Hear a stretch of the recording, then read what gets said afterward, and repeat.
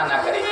अगर पुत्रों को सुखी रखना चाहते हो, अपने लालाओं को सुखी रखना चाहते हो, तो दौड़े चले आइए नंदन भगवान की कथा में। बोल बाके बिहारी लाल की। आइए आरती, इसके बाद तेरी आरती बाके बिहारी तेरी आरती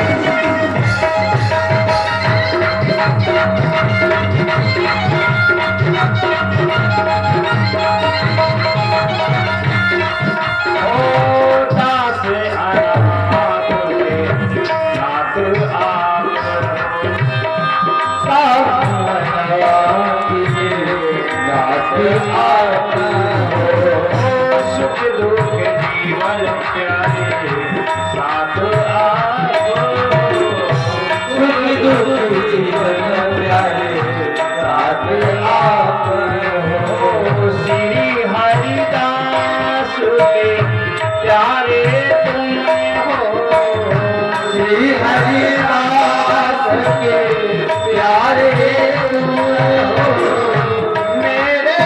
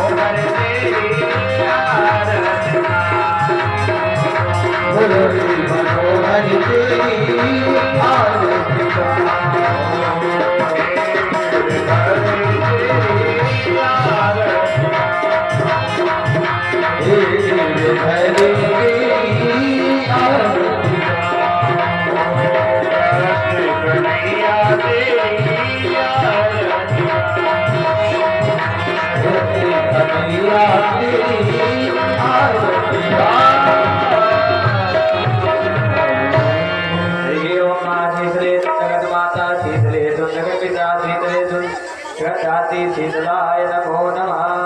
बोल गुरुदेव भगवान की जय, बोल बाके बिहारी लाल की जय, बोल राक्षेश्वरी राधा रानी की जय, बोल श्री अनंत युगल सरकार की जय। सभी लोग, सभी महानुभाव अपना अपना स्थान ग्रहण करें और मेरी मांग लो मांग लो मांग लो। तो पहले तो सोचा कि सुंदर वही जैसे वैसे सुंदर खड़ी हुई है, भोग विलास में लगी हुई है, ऐसी हमें सुंदर देवी मिल जाए, मैं विवाह करूं। बाबा जी की इच्छा हुई, लेकिन जब नारायण सामने आ गए तो बोले नारायण आपको ही चाहते हैं, आपको ही मांगना चाहते हैं। भगवान ने कहा जब मैं किसी के बंधन में आ जाता हूँ तो फिर हाथ भी नहीं छुड़ा पाता अपना, मैं तो आ गया, कहीं जाने वाला नहीं, लेकिन तुम्हारे मन में कोई इच्छा थी, मैं भक्ति के अंदर की इच्छा जान जाता हूँ। अरे भगवान के मंदिर में जाएं और भगवान से हम कहें कि हे परमात्मा हमारी खेती हरी भरी हो जाए, फसलों में ओला ना गिरे, पूरे बुंदेलखंड में ओला गिरा है, हमारी फसलों में ना गिरे, ये कहना पड़ेगा क्या? आपके मन की इच्छा को वो जान जाते हैं। बोलो गोविंद भगवान की। जान गए, साथ में लाए हैं कौन? एक कन्या, मनु शत्रुपा की जो कन्या है देवहूति पीछे पकड़े हुए हैं। कन्या का हाथ पकड़ाया, बोले लो, हाथ में हाथ थमा दिया। करदम बाबा कहते हैं नहीं नहीं नहीं नहीं मुझे नहीं चाहिए, मुझे नहीं चाहिए। बोले अरे मन की बात बताओ, तुम्हारे मन में क्या गूंज रहा था?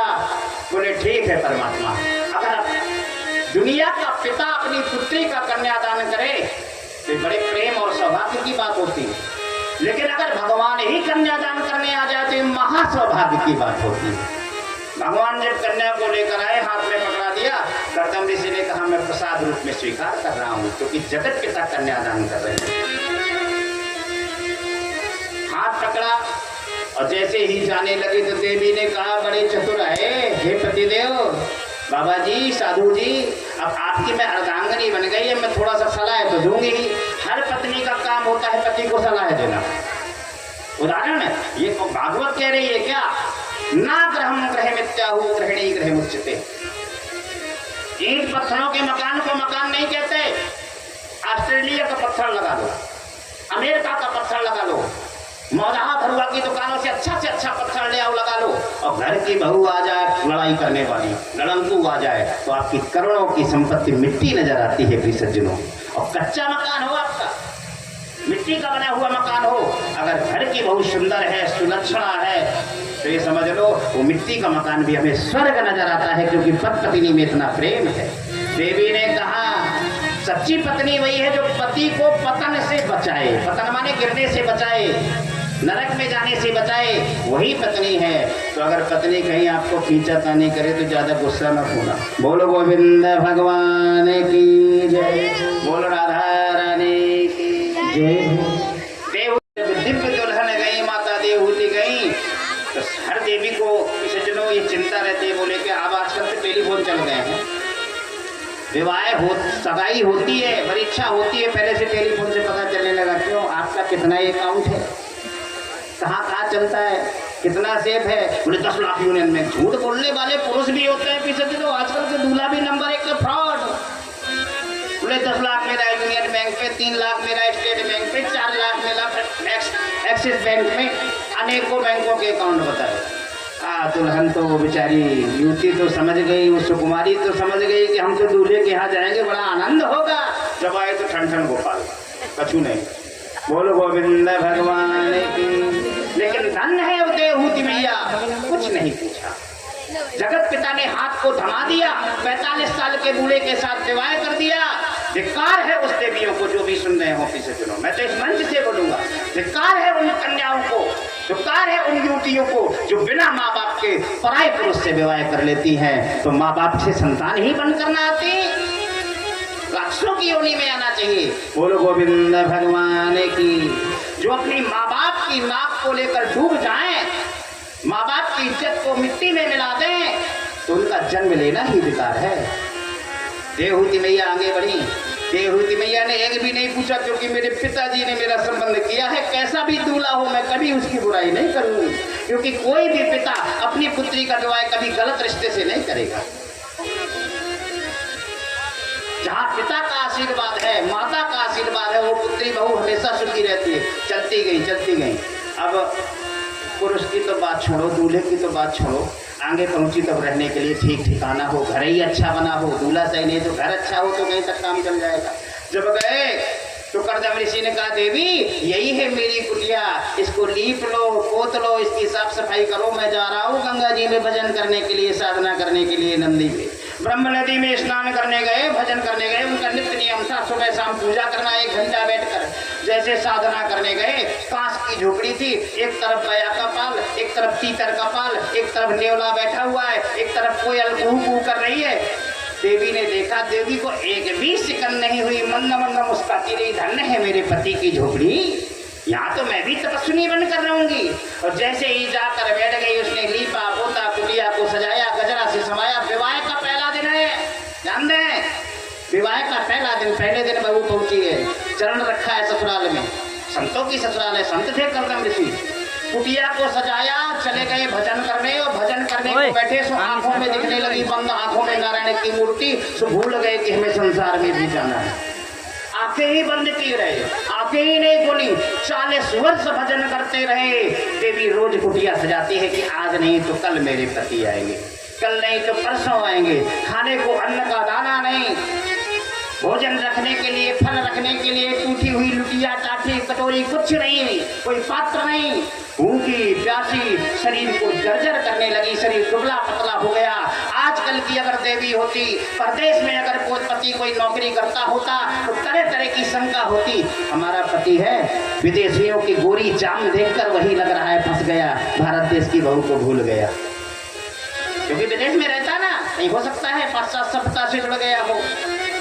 तरह तरह की शंका, जब तक किसी बात को देख ना लो तब तक पत्नी में शंका ना मानो, किसी दिनों ने जीवन बिगड़ जाएगा, ध्वस्त हो जाएगा। बोलो गोविंद भगवान की। देवहूति मैया वहीं रही, 40 वर्ष बिता दिए। नारद ऋषि के आंसू बहने लगे देवहूति की स्थिति देखकर, धन्य है देवी। रोने लगे देवर्षि नारद। देवर्षि नारद से ना रहा गया, ब्रह्मलोक से चलते हुए आए, नारायण नारायण नारायण श्री हरि। अरे देवी मैं क्या देख रहा हूँ, अरे तुम कर्दम ऋषि की देवी हो, पत्नी हो। अरे तुम्हारे जो पतिदेव है, परीक्षा ली नारद ऋषि ने, तुम्हारे जो पतिदेव हैं वो तो भजन करने चले गए हैं और 40 वर्ष से आए नहीं, तो तुम्हें मायके चला जाना चाहिए। जैसे मायके की बात कही, तुरंत देवी ने कहा, क्या मायके चला जाना चाहिए? बोले अगर पति का आदेश नहीं है तो मायका भी नरक के समान माना जाता है। बोलो गोविंद भगवान की जय। तो बोले ठीक है, मायके नहीं गई कोई बात नहीं। तो बोले एक बात समझोगी? बोले अगर नहीं मायके गई, पति नहीं आए, तो चलो मेरे साथ संत की कुटिया में भजन करना। बोले नहीं नहीं नहीं, मैं नहीं जाऊंगी बिना पति के आदेश। संत नारद ने कहा अगर मैं यूं कहूं तो चलो मेरे साथ, में तुम्हें तो आपके पति से मिला दूंगा। कहाँ है तुम्हारे पति?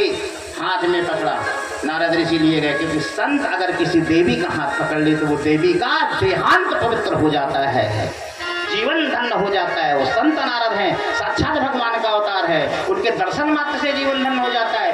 देवी से कहा चलो मैं ले चलता हूँ। पीछे पीछे देवी चली जा रही, आगे आगे नारद। बोले वो बैठे हैं आपके पति, जब पति को देखा कर्दम ऋषि को ओम नारायण नमः, ओम नारायण नमः, ओम नारायण नमः, ओम नारायण नमः, ओम नारायण नमः, देखा कि भजन में लगे हुए हैं, यही मेरे पति हैं। तो देवी दौड़ी दौड़ी गई, दौड़ी दौड़ी गई, चरणों में लौट गई। पति देव क्षमा करना, क्षमा करना, मैं पत्नी बनकर आपके भजन में बाधा डालने के लिए आई हूँ। कर्दम ऋषि के नेत्र खुले, दूर दूर दूर दूर दूर। अरे सुंदरी, तुम हो कौन? जब वो पीछे चलो 70 वर्ष के हुए, तब देवी 40 वर्ष की हुई, तो 40 वर्ष में बुढ़ापा थोड़ी आता है। देवी को देखा, तुम कहाँ से आई हो? वो जान गए, लग रहा है देवराज इंद्र ने कोई सुंदरी भेजी कि जाके इनका भजन खंडित कर दो अपनी सुंदरता से। जैसे गए, दूर दूर दूर, मुझे स्पर्श नहीं करना, मैं साधु हूँ, स्त्रियों के स्पर्श नहीं करता। बोले बड़े आए साधु, देख लो, आज भी जो परमात्मा ने कंकन बंधवाया था और मंडप के नीचे आपका वर्ण किया था, वही मैं कर्दम ऋषि की पत्नी हूँ। मैं मनु शत्रुपा की पुत्री हूँ, मेरा नाम देवहूति है। फलाने समय में, फलानी तिथि में, फलानी नदी के किनारे भगवान ने आपके साथ वर्ण किया था। ध्यान आ गया कर्दम ऋषि को।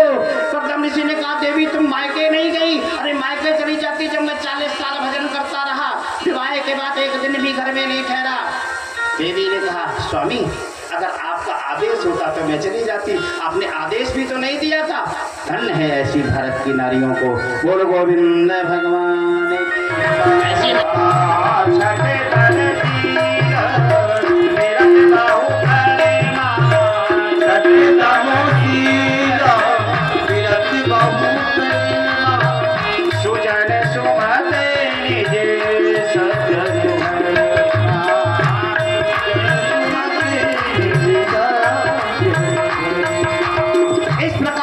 भक्ति वही देवियों में बता दी। अब बोले देवियों ने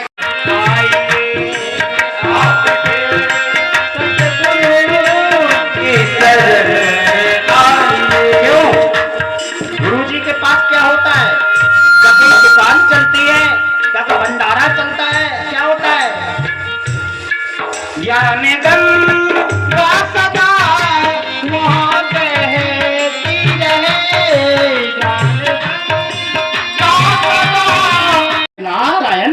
श्री हरि।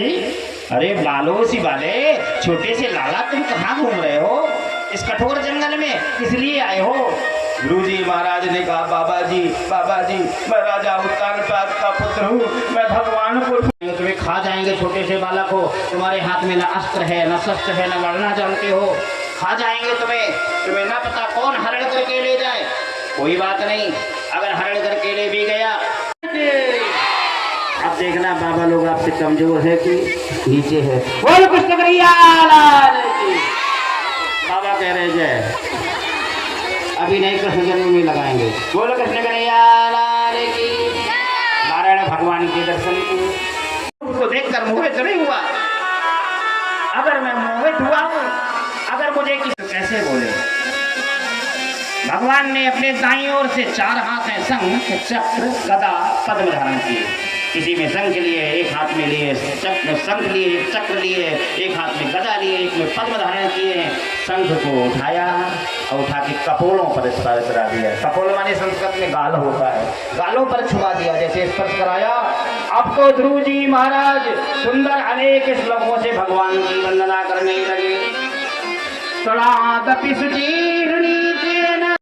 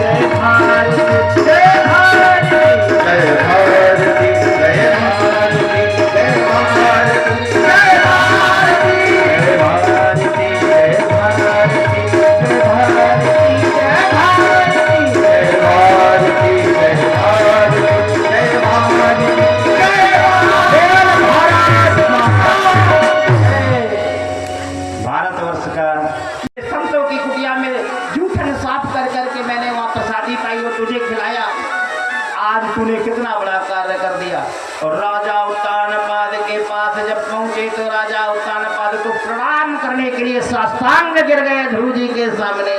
बोल गोविंद भगवान की। ध्रुव जी महाराज ने हाथ पकड़े। अरे पिताजी ये क्या कर रहे हो? कोई पिता अपने पुत्र को प्रणाम करता है का? बोले नहीं बेटा, मैं बहुत बड़ा दोषी हूँ। मैं इस सुंदरी के चक्कर में फंस गया और इस सुंदरी को देखकर मैं अपने पुत्र को भूल गया।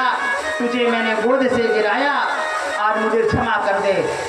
ध्रुव जी महाराज ने कहा नहीं, अगर आप लोगों की ये चेतावनी ना मिलती, अगर माता सूर्य मुझे सचेत ना करती तो मुझे नारायण कैसे प्राप्त होते? आपका ही तो आशीर्वाद है। बोलो गोविंद भगवान की। संतन की संग लाग रे तेरी अच्छी बने, संग लागे तेरी अच्छी बनेगी। संतन के संग लाग रे तेरी अच्छी बनेगी। संतन के संग लाग रे तेरी अच्छी बनेगी। अच्छी बनेगी तेरी बिगड़ी बनेगी। अच्छी बनेगी तेरी बिगड़ी बनेगी। अच्छी बनेगी तेरी बिगड़ी बनेगी। अच्छी बनेगी तेरी बिगड़ी बनेगी। जाग सके तो जाग ले हो तेरी अच्छी बनेगी। जाग सके तो जाग रसना पिलावे, राम नाम की रसना पिलावे। प्रभु चरणन चित लागे तेरी अच्छी बनेगी। तेरी अच्छी बनेगी। जाग सके तो जाग तेरी अच्छी बनेगी। जाग सके तो जाग तेरी अच्छी बनेगी। अच्छी बनेगी। नियम है गवर्नमेंट की तरफ से कि पुरुषों की उम्र कितनी होनी चाहिए पिसजनों? 22 वर्ष, 20 वर्ष से अधिक हो, और कन्याओं की 18 वर्ष, तभी विवाह हो पाए। लेकिन 7 वर्ष में सगाई हो गई, विवाह हो गया, बहू आ गई। राजा उत्तानपाद जान गए थे मैंने पाप किया था, एक सुकुमारी कन्या को लाकर रखा था, विवाहिता पत्नी को छोड़ दिया था, त्याग दिया था। उसका पाप मुझे लगा है तो मुझे भजन करना चाहिए। भजन करने के लिए चले गए, घर को त्याग दिया, राजकुमार बना दिया, उत्तराधिकारी तो थे ही पहले से, तिलक कर दिया, चाबी पकड़ा दी, घर के चले गए भजन करने।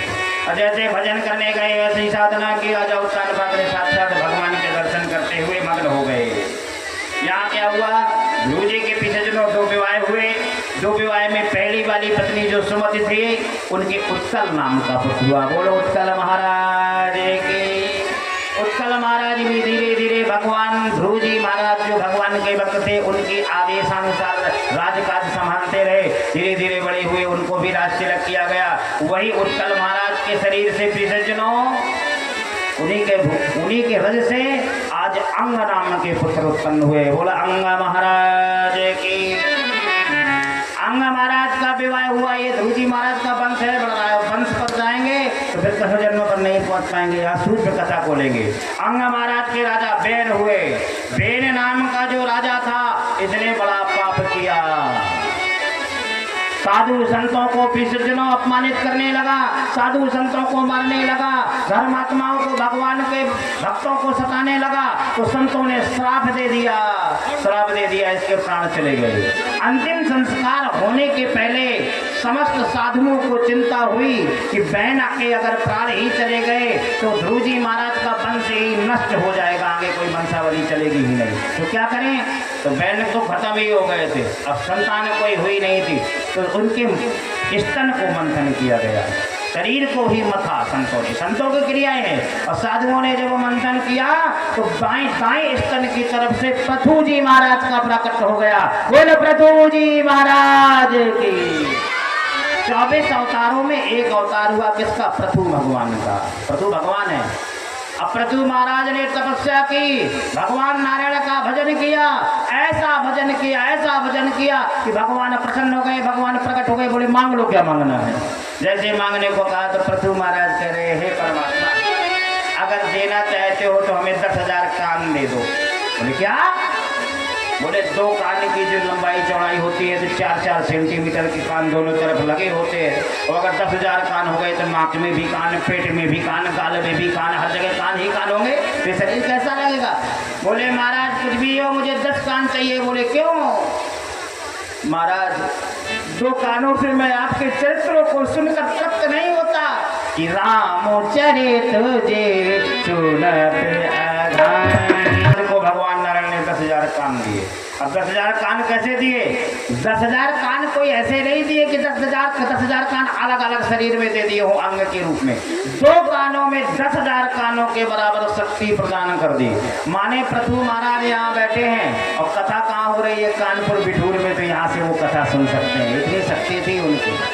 पृथु महाराज बैठे हैं आपके मोटा गांव में, वृंदावन में कथा हो रही है तो भगवान की कथा सुन लेते थे, ऐसी शक्ति प्रदान कर दी। बोलो पृथु महाराज की। तो श्रूयतां धर्मं सर्वस्वं श्रोता चैवावधार्यताम् आत्मनः प्रतिकूलानि परेषां नाशमेचरेत्। व्यास जी महाराज कह रहे हैं कि अपने लिए सबसे ज्यादा बुरी बात क्या लगती है कि हम अगर कहीं जाएं और हमें सम्मान न मिले, कोई संबोधन करके हमें बुलाए नहीं, कथा में, पांडाल में, धर्म में, पूजा पाठ में, तो हम लोग अपमान महसूस करते हैं जो विशिष्ट अतिथि होते हैं। बोले नहीं नहीं नहीं नहीं, हनुमान से आप देख लो, हनुमान का नाम हनुमान क्यों पड़ा? बजरंगबली का नाम हनुमान क्यों पड़ा? अंजनी सुत का नाम हनुमान क्यों पड़ा? हनुमान का संधि विच्छेद करें, हनिष्ठते मानः अस्य हनुमानः। जिसने अपने मान का ही हनन कर दिया हो उसी का नाम हनुमान। आप लोग तो कभी मान कहते नहीं। एक छोटी बहू जो होती है वो सोचती है घर वाले मुझे सम्मान नहीं करते, बड़ी बहू जो होती है वो देवरानी मेरी पैर नहीं छूती। छोटे जो बालक होते हैं पीछे में वो पिता का सम्मान नहीं करते, पिता सोचते हैं पुत्र मेरा सम्मान नहीं कर रहा। दुनिया सम्मान में मरी जा रही है। और तो और कथा में भी लोग सम्मान चाहते हैं। कथा सम्मान का विषय नहीं है कृष्णजनों, मान का विषय नहीं है, कथा तो धर्म का विषय है। और जहाँ हमारा धर्म आ जाता है तो मान सम्मान की कोई कमी नहीं रहती। बोलो गोविंद भगवान की। अनिश्चित माना हनुमान जी महाराज ऐसे कथा के श्रोता हैं कि उनको अगर बुलाओ आसन डालो तो बैठेंगे और ना बुलाओ तो जमीन में आकर बैठ जाते हैं। ऐसे राम कथा के और कृष्ण कथा के रसिया हैं। कृष्णजनों आज क्या हुआ? पृथु महाराज को 2 कानों में 10,000 कानों की शक्ति मिली। आगे धीरे धीरे धीरे धीरे चरित्र आया प्रिव्रत का। छोटे भाई की वंशावली यहीं तक चली, आगे भी वंश बढ़ा, लेकिन आगे की वंश में कोई विशेषता नहीं है।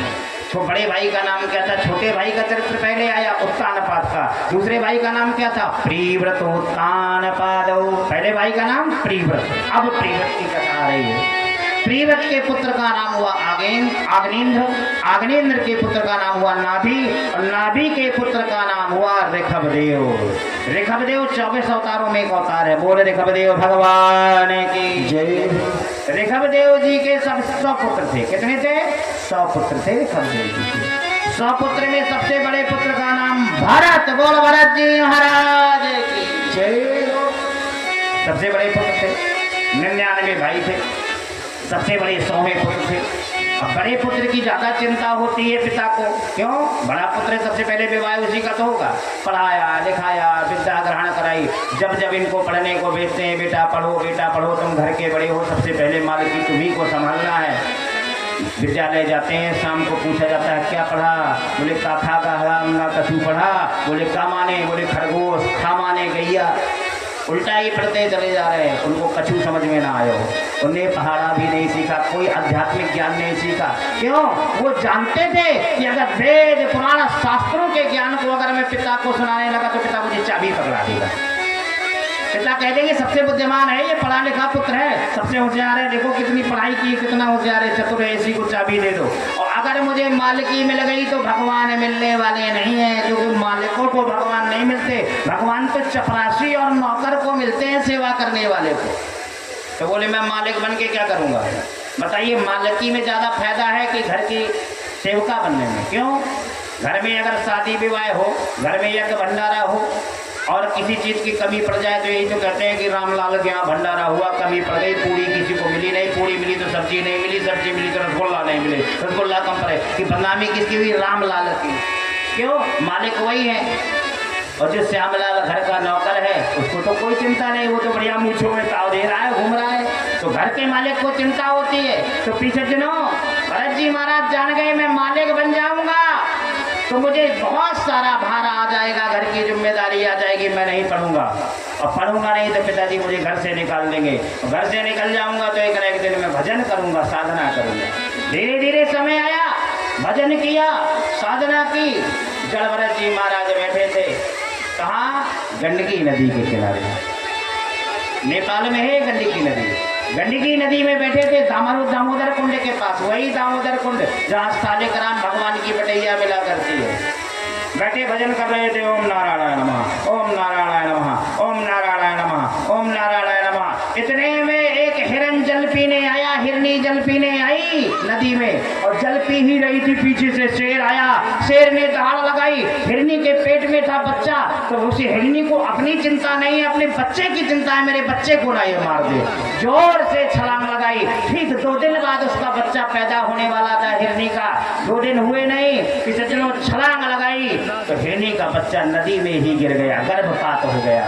जन्म का समय के पहले ही जन्म हो गया बच्चे का। बच्चा गिरा, बहने लगा। हिरनी के कम समय में जन्म होने के कारण सज्जनों प्रसव काल की स्थिति में प्राण चले गए, जल में बह गई, बरसात के जल में। भरत जी महाराज बैठे थे कि धिक्कार है मेरा संत होने का मतलब क्या रहा। एक संत सामने बैठा हो और किसी जीव के प्राण जा रहे हो तो मुझे बचाना चाहिए। तुरंत नदी में छलांग लगाई और हिरन को बचा के ले आए। हिरनी को लाए, उस हिरन के बच्चे को, बोले जिसका कोई सहारा नहीं, माँ भी चली गई, पिता इसका है नहीं, तो मैं ही इसकी रक्षा करूं। संत लाए, उस बच्चे को धोया, पोछा, साफ किया, आग में तपाया, सर्दी का मौसम, और ले गए अपने घर में। कहते हैं ऐसा मोह में फंस गए भरत जी महाराज कि भोजन करते हैं तो पहला ग्रास हिरन को खिलाते हैं, फिर भोजन करते हैं पहला ग्रास हिरन को खिलाते हैं। धीरे धीरे धीरे धीरे धीरे धीरे भरत जी महाराज हिरन के मोह में फंसे, और हिरन के मोह में फंसते फंसते अंत समय आ गया, बुढ़ापा, और मरने लगे, प्राण जाने लगे। तो राम राम नहीं कहा, क्या कहा? हे भगवान, इस हिरन को पानी कौन पिलाएगा? हे भगवान, इसकी माँ तो पहले खत्म हो गई थी, इस हिरन को भोजन कौन कराएगा? इस हिरन को सर्दी से कौन बचाएगा? और हिरन कहते गए तो दूसरे जन्म में हिरन बन कर आए। बोलो गोविंद भगवान की। एवं रामचरितमानस में लिखा है कि अंतिम समय अगर अपने टॉमी की याद करोगे, कुत्ते की याद करोगे, तो कुत्ता ही बन के आओगे। इस वजह से टॉमी ना पालो, गाय पालो। गाय की याद करोगे तो कहीं ना कहीं 33 करोड़ देवता में कोई ना कोई देवता तो मिल ही जाएगा। लिखा है रामचरितमानस में कि जनमो जनम मैं मुनि जटा में करा है।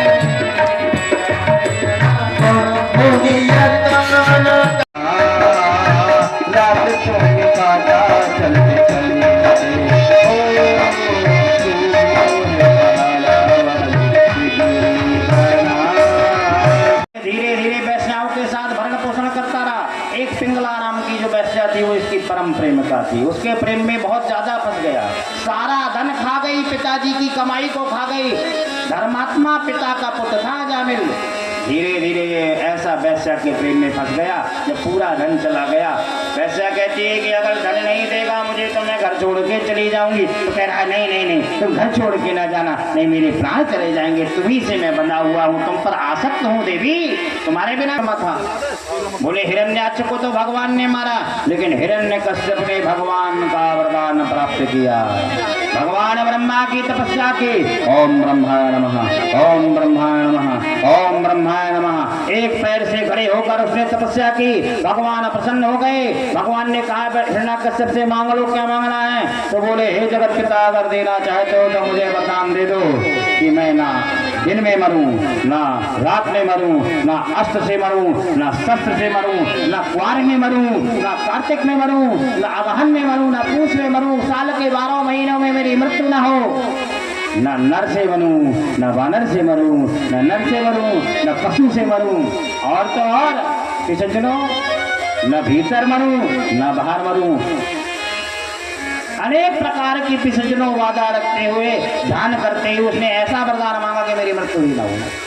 कहते हैं मारने वाला है भगवान, बचाने वाला है भगवान। कितना भी बहाना बना लो वो तो अपना खिलौना छीन के ही रहेंगे। भगवान ने कहा बेटा मांग लो जो मांग लाओ, लेकिन बचेंगे तो नहीं, क्योंकि हमारे भोलेनाथ संहार करता है, वो अपने खिलौने को छोड़ते नहीं, वो तो लेके रहेंगे। बोले तथास्तु, जैसा कह रहे हो वैसा ही होगा। वरदान मांग लिया, साल के 12 महीनों में मृत्यु ना हो। तो साल के 12 महीनों में मृत्यु नहीं होगी तो मृत्यु होगी कब? वो सोच लिया कि अब मुझे मारने वाला कोई ही नहीं, कोई है ही नहीं। ललकार लगा दी, ढिंढोरा पिटा दिया। बोले हे सैनिकों, जाओ ऐसा ढिंढोरा पीट दो कि दुनिया में आज से हिरण्याकश्यप की पूजा हो, नारायण की पूजा बंद हो। बोले नारायण को भगवान कहते हैं? वो 4 हाथ वाला नारायण है, 4 हाथ है तो उनको भगवान कहते हैं? अरे मैंने ब्रह्मा का वरदान पाया है, मुझसे बड़ा भगवान कौन हो सकता है? कह देना नारायण को कि लड़ लो हिरण्याकश्यप से युद्ध कर लो।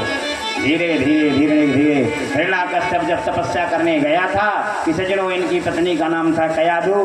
कयाधु के गर्भ में 3 बालक थे, 3 बालक थे, तीनों को मार दिया।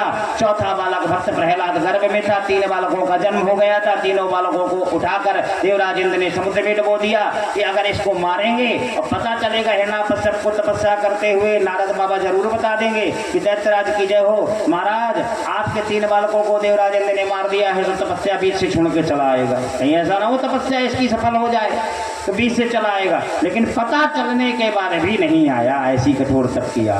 3 बालकों को मारा, चौथा बालक कयाधु के गर्भ में है, तभी तपस्या करने चला गया। जैसे ही तपस्या करने गए, तपस्या पूरी हो गई, लौट के आए।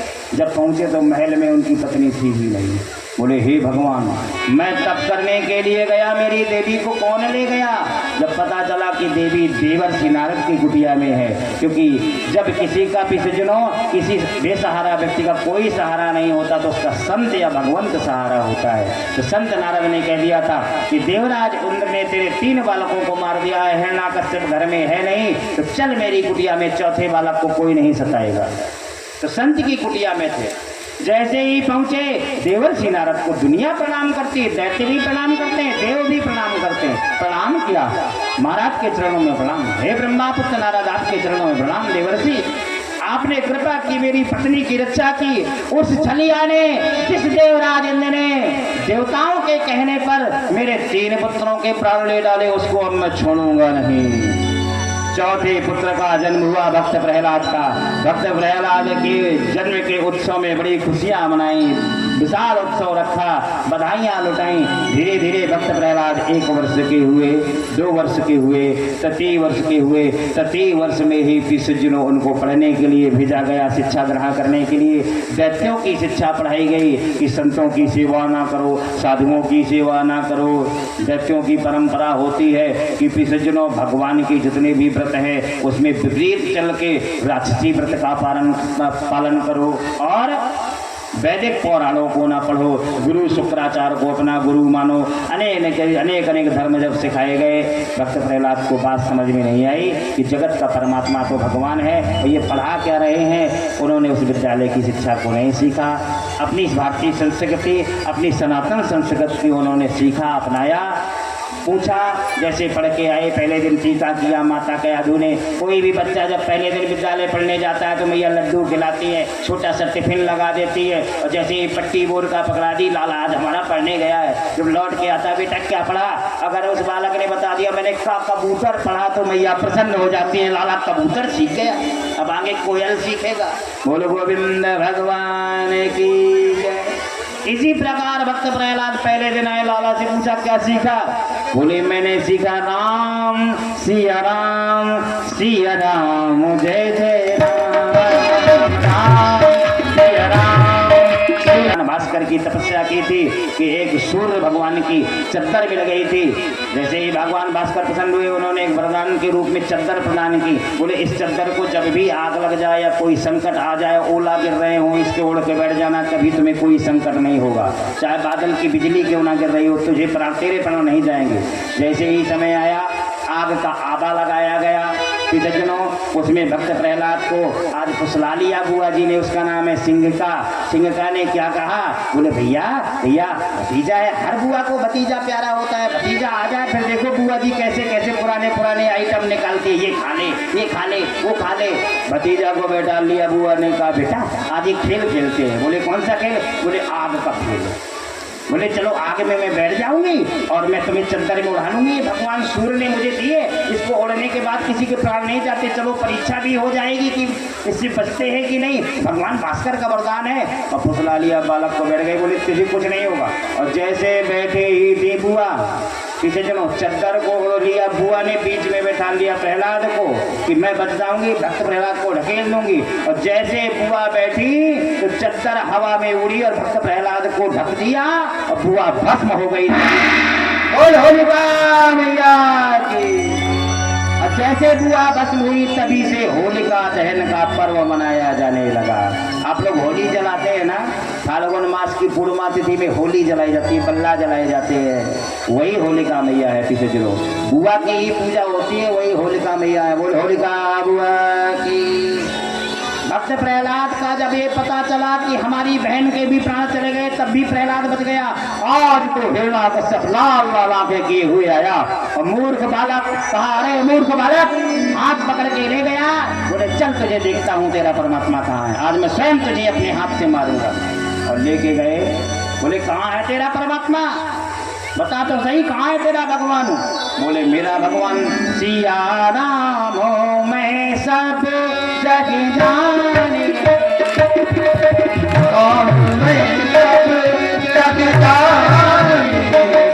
न दिन है न रात है। कब आए, सायंकालीन बेला में, मध्य में आए।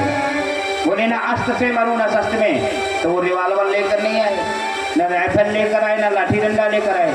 उनके नाखून ही इतने बड़े बड़े हैं कि तलवार का काम कर रहे हैं। न अस्त्र से मारू ना शस्त्र से, न ऊपर मारू ना नीचे।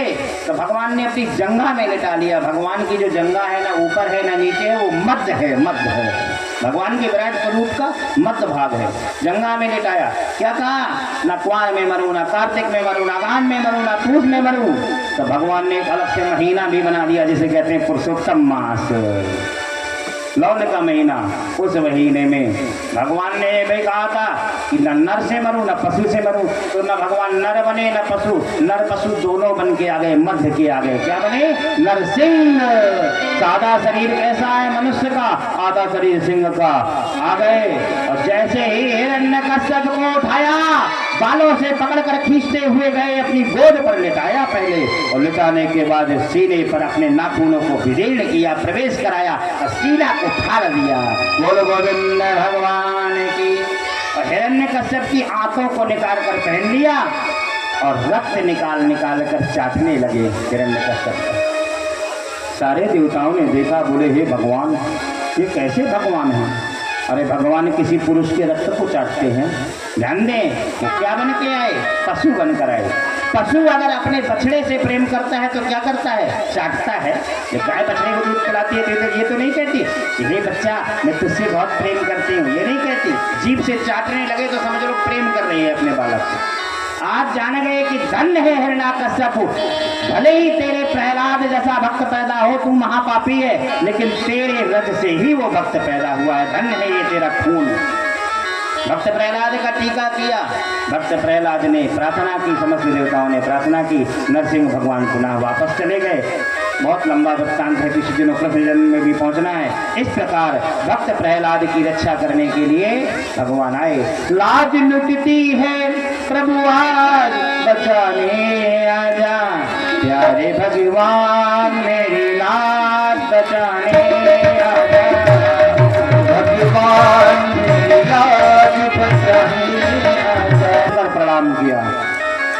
इंद्र ने वही माला पिछले दिनों इंद्र को दुर्वासा ऋषि ने फैला दी, नारायण की दी हुई माला। और जैसे दुर्वासा ऋषि निकले इंद्र के महल से, तो वही इंद्र को दुर्वासा ऋषि ने जो नारायण की माला पहनाई थी, उसी माला को इंद्र ने हाथी को पहना दिया। बोले इस माला को मैं क्या करूँगा, कहाँ तक पहनूंगा। हाथी को पहना दिया। हाथी ने चबा चबा के सूंड से माला को नीचे गिराया और पैरों से कुचल दिया। कहते हैं पूजा की माला, प्रसाद की माला को कभी जमीन में नहीं फेंकना चाहिए। जलाशय में डाल दो, बहते हुए जल में डाल दो, कुआं में भी डाल दो, लेकिन जमीन में न फेंको जहाँ चरण पड़े।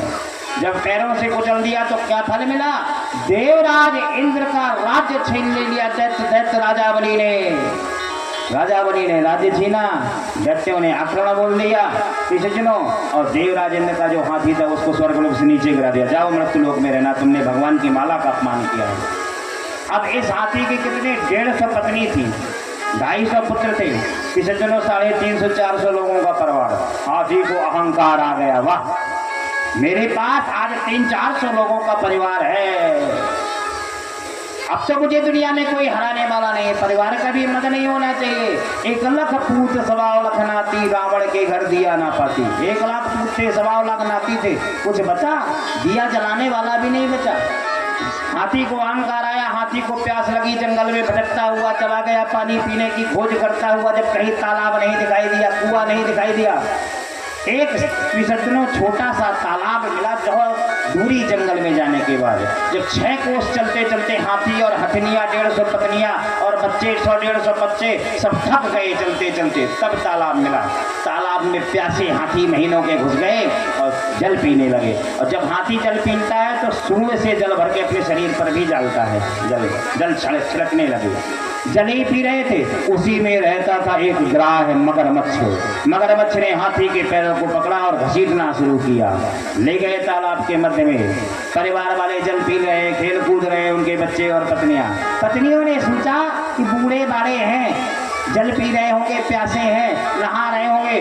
धीरे धीरे जब 3 घंटा हुए, 4 घंटा हुए, 2 दिन से जल ही पी रहा है, तो पत्नियों ने पकड़ के खींचना शुरू किया कि हो सकता है फंस तो नहीं गए मिट्टी में, कंदवा में, कीचड़ में। जब खींचा, नहीं खींचे तो सब बालकों ने सूढ़ में मिलाए। 3 दिन तक खींचा, 4 दिन तक खींचा, नहीं निकले हाथी बाबा।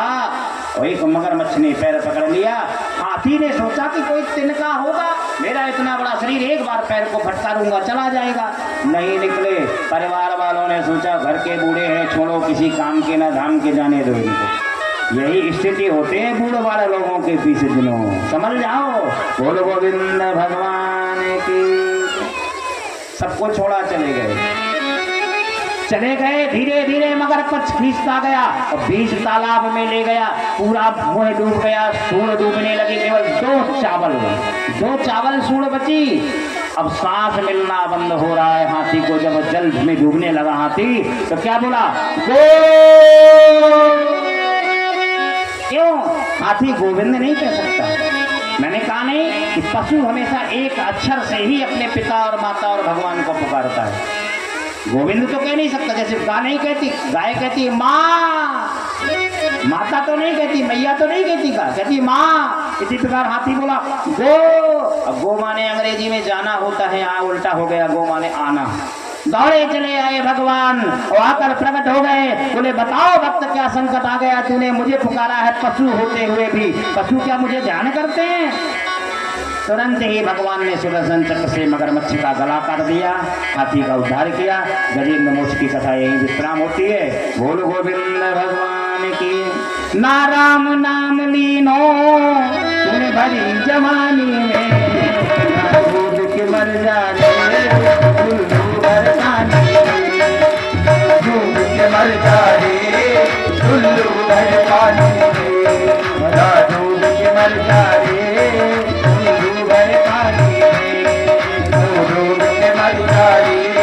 जा रे अपनी जिंदगानी में, कुछ मांग ले जा रे अपनी जिंदगानी में, डूब के मर जा रे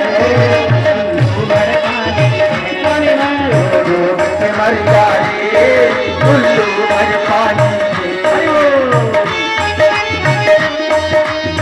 बापे में हरियाण के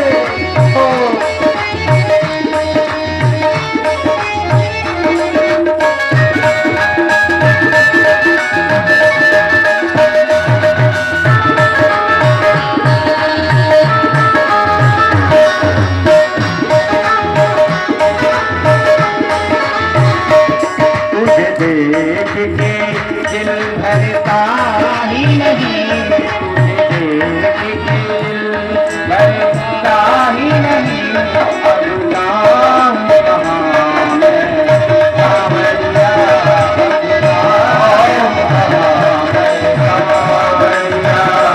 देवताओं का राज्य छीन लिया तो भगवान ने वामन रूप धारण किया और दैत्यराज राजा बलि को छल के 3 पद पृथ्वी में सारा कुछ छीन लिया और देवताओं को सुरक्षित किया, देवताओं को यथा राज्य वापस दे दिया। बोल वामन भगवान की।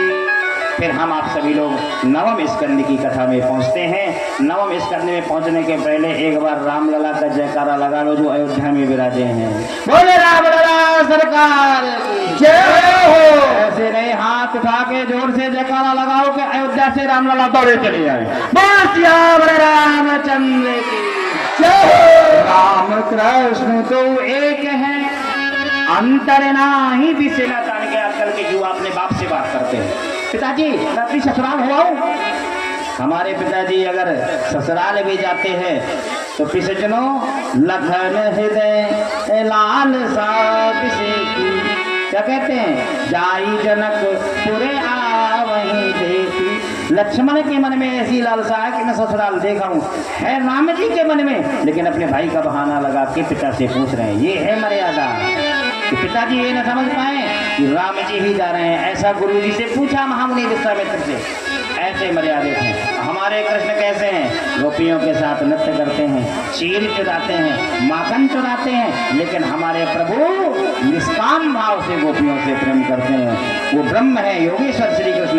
राम कृष्ण दो एक है, अंतर नाही विशेष।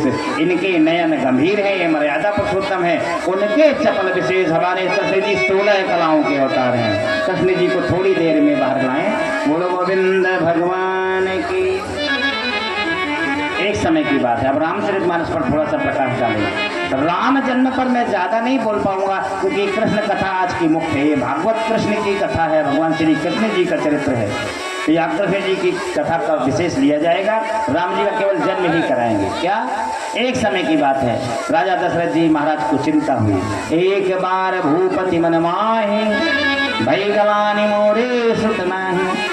गुरु जी के यहाँ पहुँचे, चिंता हुई। जब किसी भी भक्त को चिंता हो गुरु जी के पास जाओ, लेकिन जिसने जीवन में गुरु बनाए ही नहीं है तो कौन से गुरु के पास जाएं? गुरु क्यों बनाए जाते हैं? गुरु बनाए बिना आप न तो कन्यादान करने के अधिकारी हैं, गुरु बनाए बिना कहते हैं न तो आप यज्ञ में राजा रानी बनने के अधिकारी हैं, पारिच्छद बनने के, और गुरु बनाए बिना भागवत भी सुनने के अधिकारी नहीं है। और गोविंद भगवान की। गुरु के पास गए, बोले महाराज हमारे कान के बाल सफेद पड़ गए, बुढ़ापा आ गया, चक्रवर्ती सम्राट है, 7 द्वीपों में हमारा मालिकाना है, राज्य है, लेकिन हमारे अभी तक कोई संतान नहीं है। तो गुरु जी ने क्या कहा, धरहु धीरे हुई है सुचेता, धरहु धीरे हुई है सुचेता,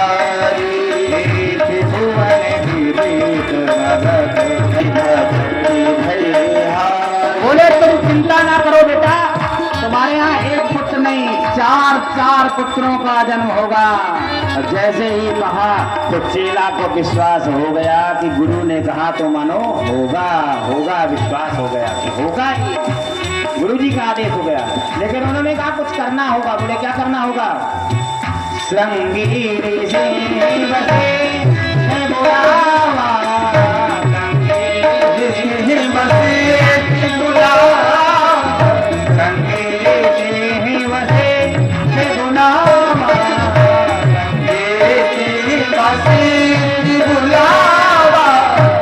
भगवान कैसे आए? धीर का प्रसाद लेकर आए। तो क्या किया? तब ही राय प्रिय नारी बुलाई। राजा से कहा गया अपनी पत्नियों को बुलाओ, अपनी नारियों को बुलाओ। तीनों रानी आई। कौन कौन? कौशल्या है तो हो जाएंगे, लेकिन 3 टुकड़ों में तीनों को आधा आधा देना कैसे दोगे? तो क्या किया? अर्ध भागे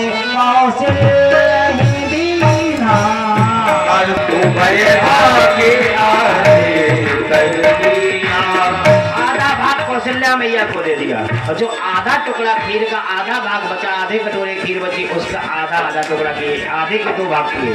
किसको? मध्य दिवस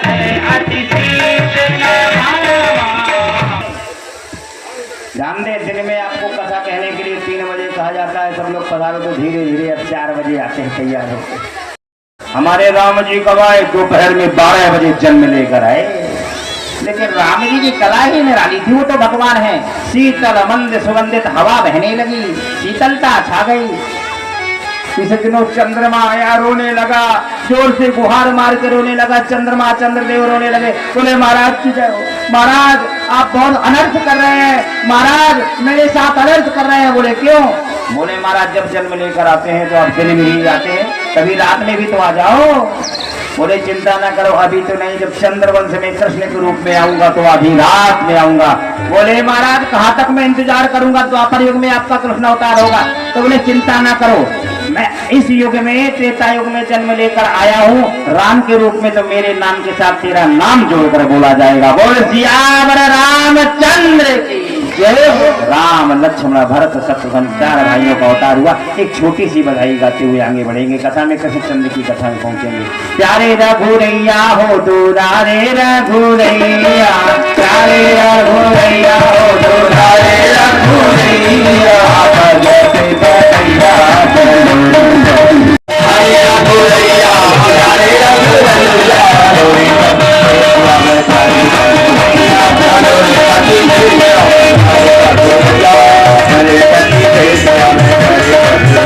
हत्या करने से बचाया तो आज मान सम्मान की हत्या करने लगा।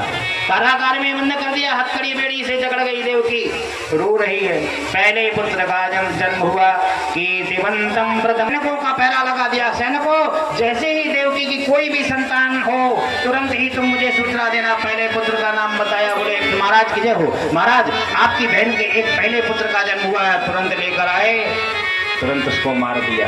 दूसरा पुत्र हुआ, दूसरे को मारा। तीसरा पुत्र हुआ, तीसरे को मारा। चौथा पुत्र हुआ, चौथे को मारा। पांचवा पुत्र हुआ, पांचवे को भी मार दिया। छठवां पुत्र हुआ, छठवें को भी मार दिया। और जैसे ही 7वां पुत्र जब माता के देवकी के गर्भ में आया तो भगवान का हृदय पिघल गया। बोले जय हो लक्ष्मण जी महाराज, त्रेता युग में तुम छोटे भाई लक्ष्मण बन के आए थे, ऐसी सेवा की थी कि मेरा हृदय पिघल गया था। मैंने आशीर्वाद दिया था कि तुम अगले जन्म में बड़े भाई बन के आओगे। वही बलराम बन के आने वाले हैं। बलराम दादा को रोहिणी मैया को आदेश दिया, योग माया ने गर्भ से ही उठा के रोहिणी के गर्भ में बलराम दादा को रख दिया, गोकुल भेज दिया, किसी को पता ही नहीं लगता। बोलो गोविंद भगवान की। गर्भ को ही ट्रांसफर कर दिया, गर्भ को ही बदल दिया, गोकुल भेज दिया। और जैसे ही बलराम राजा का पिछड़ों गोकुल भेजा, वही योग माया जाकर कन्या बनकर लेट गई। 7वीं पुत्री को सुना तो उसको भी मारा। जैसे मारने लगे वो विंध्याचल पर्वत जाने लगी पिछड़ों। यहाँ क्या हुआ, 8वें पुत्र का जन्म होने वाला है। आना पड़ेगा, वेलकम करो सभी लोग मेरे नाथ को। आइए एक सुंदर सा भजन गाएं, भगवान आ जाएंगे। मेरे मनाया है भगवान अगर रूपे, मनाया है कान्हा को, कान्हा को, कान्हा को बुलाना है, लगे कान्हा को बनाना है।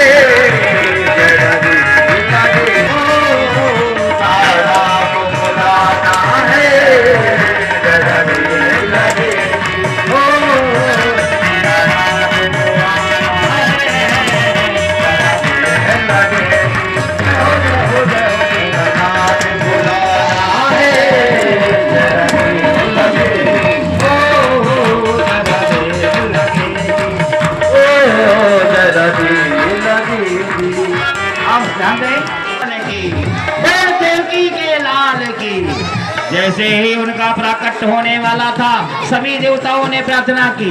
सशंख चक्रम सकिरीट कुंडलम,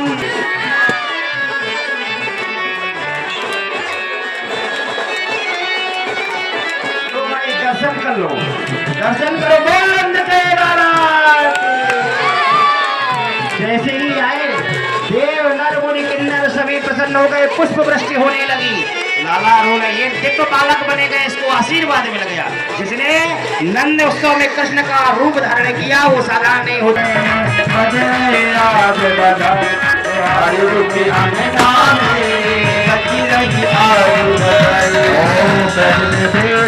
धूम मची है, खुशियाँ छाई सारी मची है, खुशियाँ छाई सारी। रात ही रात में नंद रात रात में नंद सारी हो गई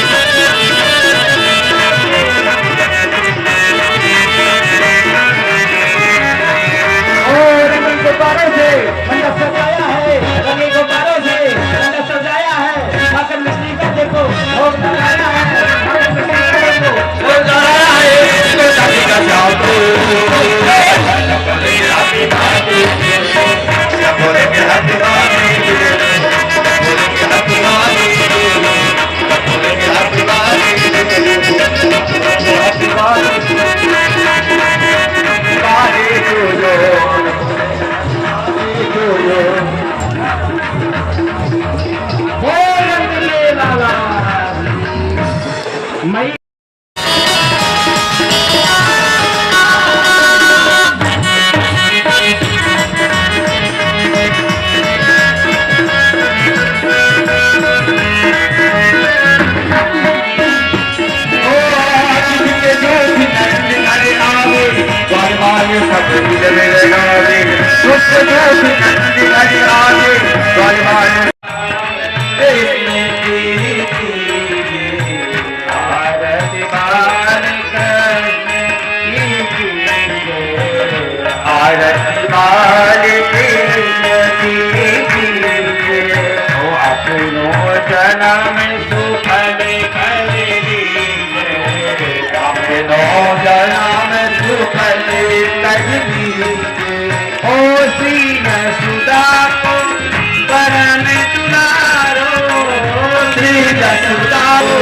बाबा की हसीन को तारो, बाबा की हसीन को तारो, ओ गोविंद के प्राण को प्यारो, गोविंद के प्राण आरती बार की